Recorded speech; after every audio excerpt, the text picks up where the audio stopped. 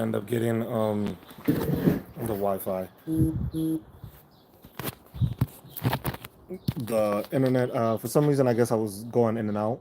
For some reason, even though it says I have like almost full bars of connectivity, I didn't have connectivity for some reason. So that didn't go through as well. Mm, and now I have a little one trying to come out here. But yeah, this is just like I said, it's just a little. This will be like a short, maybe 15 minutes, 20-minute stream. Nothing crazy. We'll see how it goes. But it's Mother's Day, so go spend time with your mom. Call your mom. Uh, all the mothers out there, shout out to you. Uh, it's your day. Enjoy it. Have the kids do all the cleaning, all the cooking and stuff. Uh, but yeah, it's supposed to storm later, so we'll see how that goes. It might storm. Um, it's supposed to be thunderstorms throughout the whole day, but since we'll be traveling, that might be an issue. We might just be rolling with the storm, so that always sucks because you never get out of it till you get home. But we'll be traveling for like 4 hours, so that's the only reason it might. I'm not sure what it is because the internet is fine. The internet is fine, but it's still for some reason it keeps on disconnecting. I am on Wi-Fi. It should be reaching. It's reading it fine, but for some reason it's still disconnecting, and I'm going in and out. Uh, so that'll probably limit the stream a bit more. But yeah, we're just out here in Kansas, just out here in Kansas. It's about to storm. Not sure whoever got to check out the Northern Lights yesterday. If y'all did, y'all need to let me know because I was trying to look for them. I don't know if it was like a later in the night kind of thing, like super late at night, but I couldn't see them. As well as some people got some amazing pictures off of them. But like I said, it is what it is. We just had a birthday party celebrating my daughter's third birthday, so she's now 3. So we were just out here with family. So it's a 4-hour trip. So that's the only reason we don't have any documentation for today's stream. Is just gonna be us chatting real quick, wishing all the moms a happy Mother's Day, uh,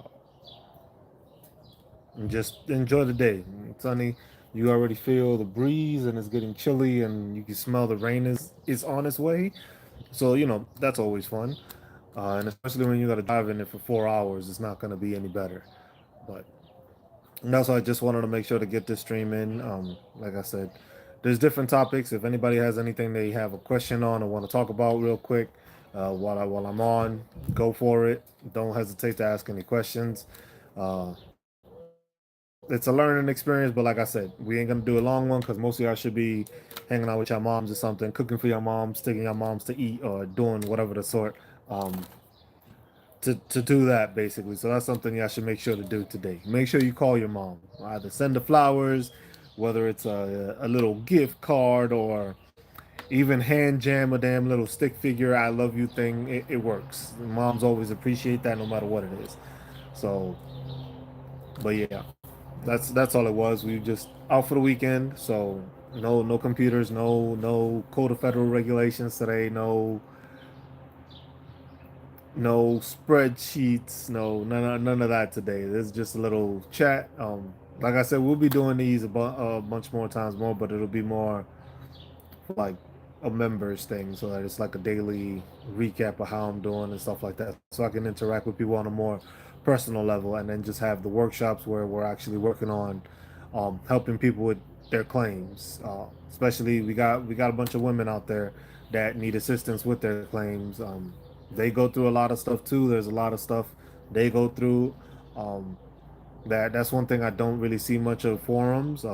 Where's the female YouTube content creators? I haven't ran into a female veteran channel that talks about claims and stuff. I know they're out there. I haven't ran into them there. So that's something. If y'all do know of any, let me know because I'd like to pick their brain some, just even if it's a joint, like uh a joint episode. Need to get some more females on here, uh so that they can talk about their issues and stuff like that also, because it's a different thing. you have different things you can file for and different things you go through as a female as compared to just being a male. So that's something got to keep in mind. Males, we deal with certain things also that's different, that it's different claims. So that's something that people need to realize and pay attention to, that all those little specifics and stuff like that can change and can alter your VA claim. It's not always the regular stuff. The presumptive stuff is always there. That's not going to go anywhere because the military knows that. But there's other stuff, that's underlying stuff that comes from it, that most people don't realize they can actually, file a claim for or do something for. So like I said, that's something I keep that in mind. It does vary. Each individual has their own issues. Each individual has their own claim. So that's why it's difficult to try to. You can't put like a guideline book out like, hey, this is what you have to do and make sure you get where you need to. That's not something that's gonna happen. That's something that you need to realize, that it's everybody has their own thing. Some things may be similar, but at the same time, they're still different, because it could be joint pain or whatever the case may be, and it's not the same. Because you may have more mobility than the other person, or it might affect you in one way that it doesn't the other person, and it all depends on what is being said to the examiner. Because the examiner takes down all that stuff and they go off of what you say. So if you say it's this and you say it's that and it's not this, you can't compare your issues with somebody else's issues. And that's the thing I think we run into a lot of problems with the veteran community. Is just like a lot of people just want to think it's like, oh, because I deal with this or I dealt with this, I should get a better. No, it doesn't work like that. Because the thing is some people are coached. Some people know what they have to say. Some people do lie about what they got to say, and that's being honest about it. Some people just straight up lie.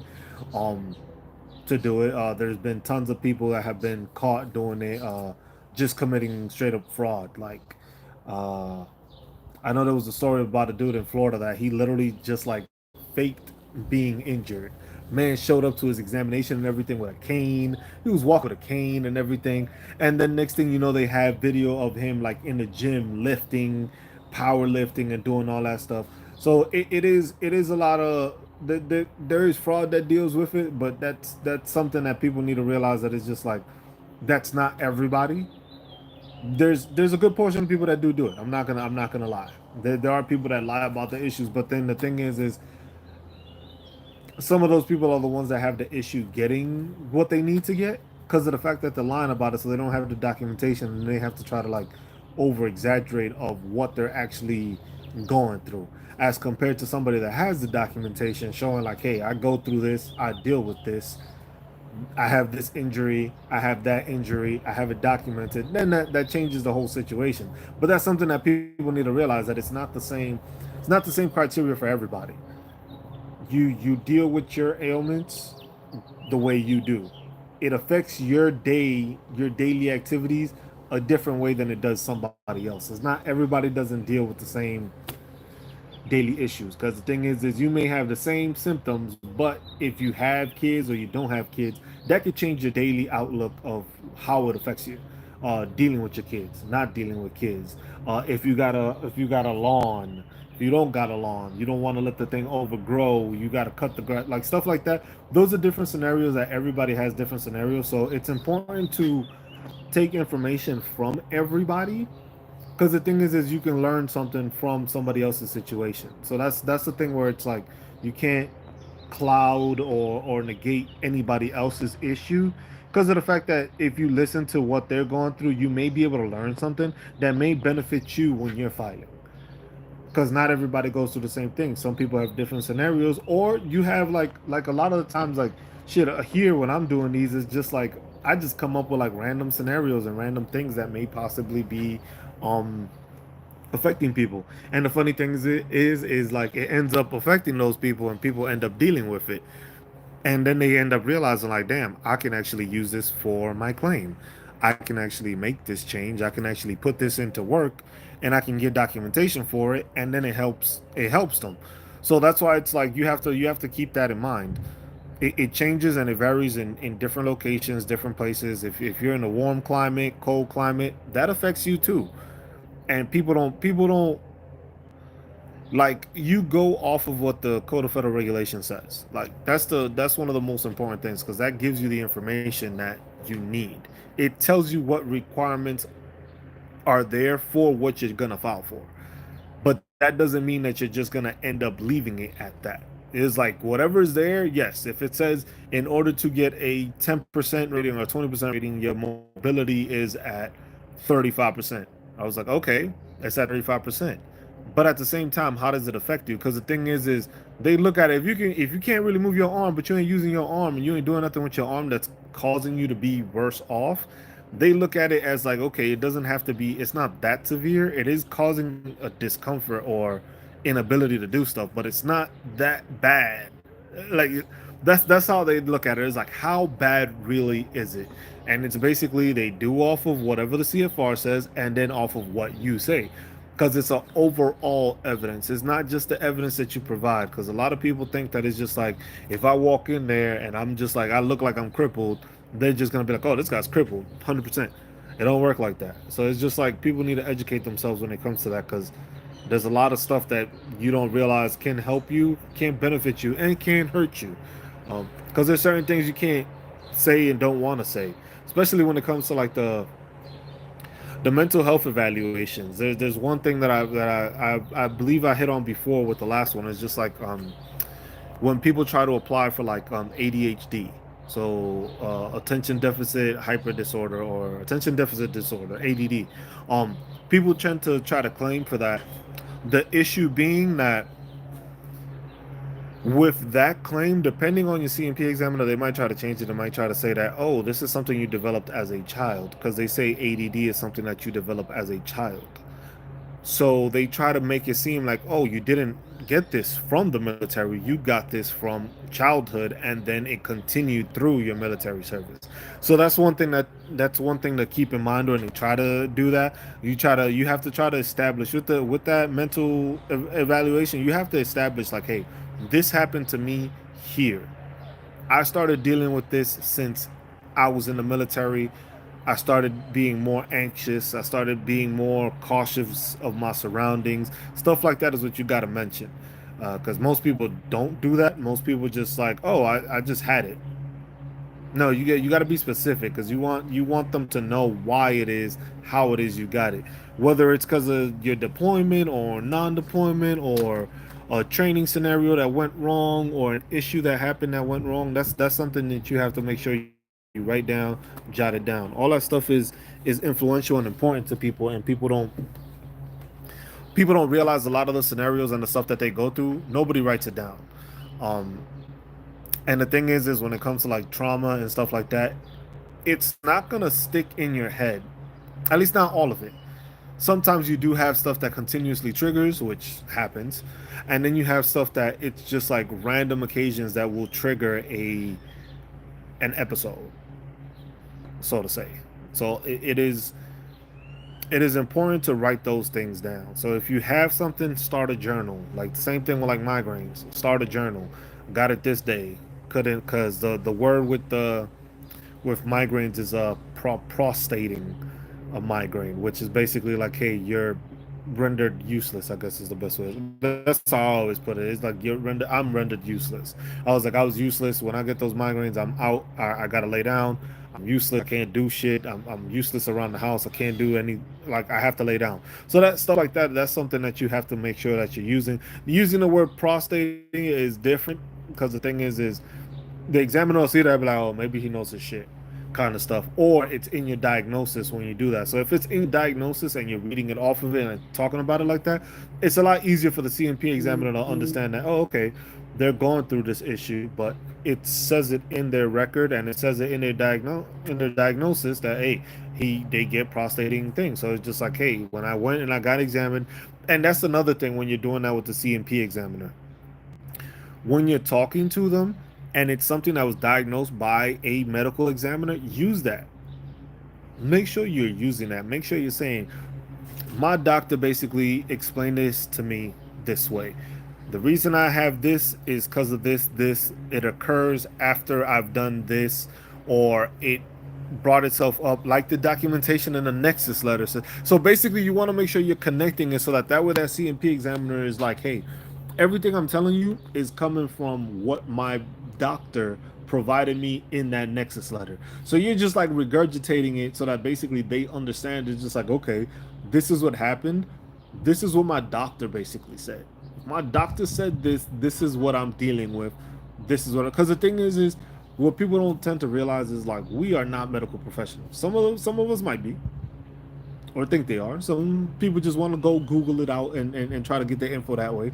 But the thing is you have to pay attention to the fact that a lot of the information, a lot of the diagnosis, a lot of the way it's stated and stuff like that, you have no idea how to interpret that. You don't know how to actually verbally explain that to somebody. Especially if it's a CMP examiner, most of these are medical professionals that are going through it. So basically, the Nexus letter you're not giving to the CMP examiner. That's being uploaded with your documentation. The CMP examiner is then going to look at that and then look at what you say. But if you're saying the stuff that's on that Nexus letter, it provides that reassurance and that like reintegration of like, hey, this is what I went through. This is what I was diagnosed with. This is what caused it. This is how it got tied into the military, and this is how it affects me going forward. This is how it hurts me. This is how I can't do stuff throughout the day. And that's what people need to realize. It's a multi-level factor when it comes to filing a claim. It's not a one and done kind of thing like, hey, you got the documentation and stuff like that. It's a whole process. You have to go through the whole all the levels of explaining your claim. It sucks that we have to do that as veterans. That it's just like, man, I was in the military for this long. I went through this. I have the documentation, but then I still have to re-explain it. And the thing is, it's just like people don't understand. It's just like nobody else was in service with you. Nobody else was dealt with what you dealt with. They might have seen it, but they didn't experience it the same way. So that's why veterans need to understand is just like you need to explain this to somebody like if they don't know you. You gotta let them know and explain it to them like, hey, they never read your medical records. Most of them haven't even looked at it in the first place. They just look at it when it comes time to like, oh, and like I said, control F. And if the shit is misspelled and they can't see it or control F it, it doesn't show up that way. So that's why you got to make sure you separate the stuff, document it and file it. The same way you want to file away your taxes and stuff like that, you got to do the same thing with your medical records when it comes to the VA. You have to be precise, have all your shit laid out, put it together, and then put it aside. Like if you got certain receipts, like how you doing the standardizations or the itemizations when it comes to taxes, that's the same thing you got to do when it comes to your claim. Hey, knees, separate that. Back, separate that. Migraines, separate that, and have all that documentation separate. Because the thing is like I said, the CMP examiners go off your medical record. If it gets misspelled, you're shit out of luck. Then you end up getting a fucking denial that was not necessary, and you end up losing on that because of the fact that you got a denial for something that you should have been approved, but it was because the CMP examiner never got to actually see that documentation or paperwork because he couldn't find it. Because, like I said, these people are not going to go through 900 something plus. Like I had 900 something plus pages. And what did I do? I broke it down, separated into different categories of what it was that was pertaining to certain issues. Because some issues I had more than others. Like when it came to the steroid shot and my shoulder, that was a separate issue. So I put all that into a shoulder file, put all that together and put it that way. So it's just doing the same thing. So it's just people need to realize it and don't understand that that's a very influential and very necessary thing to do. Most of the time, I know I sound like a broken record, but it's just like people still don't get. It still doesn't get through people's heads, and that's why it's like I'm a broken record, continuing to say the same things and the same things and the same things. It's just like, hey, y'all need to be able to understand that not everything is laid out the same way. But I keep on repeating myself and I keep on saying the same things over and over because people still keep on messing it up. People still don't do the necessary steps to get to where they need to. Now, if you're not doing the necessary steps, you're shooting yourself in the foot. And that's what people don't understand. You're shooting yourself in your foot and you're losing out on documentation, you're losing out on your validation of what you're going through. So that's something that people need to realize and need to take care of. Like, hey, this affects a lot of people, and it continues to affect a lot of people. It's not always a positive thing. It doesn't always work for everyone. It will increase the possibilities of, or shit, the probability of your claims being approved by like 75%. I'll say that much. If you have all your shit lined up and stuff like that, at least 75% higher chance that your shit gets approved and you get the rating that you believe you deserve. If you have all your shit straightened out. If you're just going at it like, hey, you're filing, you're doing the minimal work, you're gonna get minimal results. Plain and simple. And that's with almost anything in life. It was like, if you're going about, especially if you're going about it with the VA, that you're gonna do a minimal attempt to try to actually figure out what you're trying to do and try to accomplish something, you ain't gonna get nowhere because the VA is not gonna do the work for you. And that's why I say, like, people, that's what, like I said, keep repeating myself, because if you are not doing your own legwork to prove that you are hurting and you are dealing with stuff, the VA ain't gonna do that shit for you. The VA will have the documentation that says you have this ailment or something. They are not gonna file a claim for that. And that's one thing I learned after the fact when I had to file the second time around to get to my 100%. They don't file for stuff that's there. Like, I had tinnitus, I filed for tinnitus. I have hearing loss. I didn't file for hearing loss the first time around because I just figured, they connect that shit.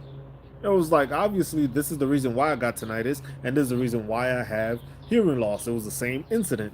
They didn't tie that shit together. They just left it at that. They just, oh, he said tinnitus, left it at tinnitus. Even though I had my letter basically in the file saying that, oh, my hearing went below OSHA levels for my MOS. Um, so that was there. So the documentation was there. They're not gonna file it for you. They're not gonna go out of their way to put documentation in for you and basically say all the time. I will say it's not always depending on your CMP examiner, because like I said before, like I've said a couple of streams back with my CMP examiner, they actually put shin splints on mine because basically the issues I was dealing with was shin splint, but it was caused because of my ankle injury, and she went ahead and put that in there. Not every CMP examiner is going to do that, and that's why it's just like, you have to make sure you know what you're diagnosed with. Check the diagnostic codes, check what information relates or is similar to what you can actually find a diagnostic code for, so that you can actually get a percentage or a rating for it. Because for a lot of the stuff is just like, hey, you will claim it and they will make it service connected, but you're not going to get a rating for it. You're just going to get service connected at 0%. So if you want to get seen for it, you can. But if you actually have the correct terminology for the issue, you are going to be better off, because now you can actually put it as a diagnostic code. So it's like, oh, I'm filing for this, even though they named it, um what was it, I forget what it was. Because like the ankle sprain, there's an ankle sprain, and there's just like, you could put, some people just put like twisting my ankle. There's no fucking thing that's called twisting my ankle. Sprained your ankle, or you have pain in your ankle joint or something like that, that's how it goes off. It goes off of that. If you just put ankle pain, you just got ankle pain, they're just gonna give you, they're gonna be like, oh yeah, you probably injured it while in service, but there's no claim for ankle pain.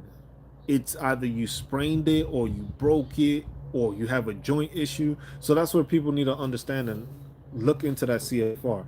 That's why I always harp on that, because most people is just like, oh, I need to go to a lawyer, I need to go to a VA claims academy, or the VA claims insider, or all these different companies that are just basically going to take your money and steal money for something that you could do on your own. Now if it comes to something that's like one of those high level reviews and they keep on denying it, then yeah, I would say get a lawyer. But if it's just to file to get your shit in the door, you could do that yourself. You are your best claim. You are your best evidence provider. These places just go off of what they know. Some places do provide like nexus letters and stuff like that. If that's the route you need to go to get a nexus letter, by all means, just make it a one-time payment, not no contract. If it's like, hey, I pay you $200 for a Nexus letter, and you get it, then hey, I'm all for it. But if they start saying contract or something long term, it's like no, that it's not worth it because you can probably find somebody else to pay one time, get your documentation, and then be on your way. So that's always key. Keep that in mind. Always, you are your best benefit. Basically, you are the one that will maintain and gain compensation. You are the one that will get those benefits that people strive to get. Nobody else is going to do it. The VA, you can't depend on the VA to do that for you. You have to get all that stuff. You got to put all that information, all that documentation together. Get it all prepared so that people understand like, hey, this is what I'm dealing with.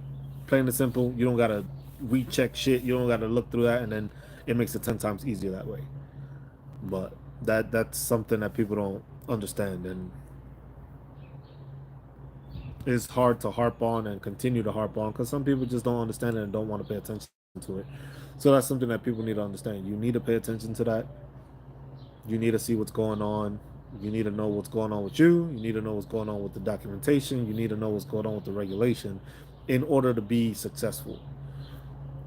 And then not only that, it's just like it's not only just the compensation because the compensation is a big part of it, but you got a lot of other benefits that come from it. So, but yeah, so we will end this one here because it's like what 12:30. Like I said, it's Mother's Day. If you have any questions or anything like that, please make sure to leave it in the comments. Just leave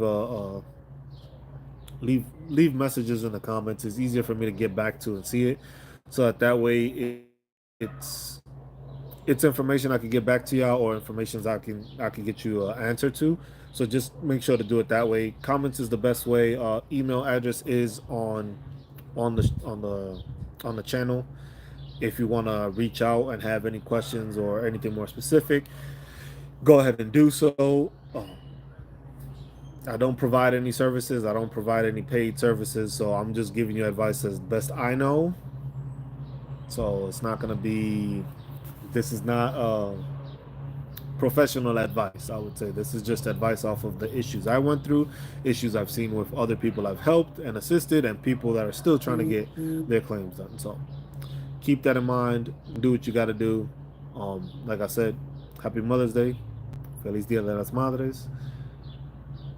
Enjoy the rest of your day, and I will check y'all out sometime this week. I'll see you there. You have a good one. Just Cruz signing out. Peace.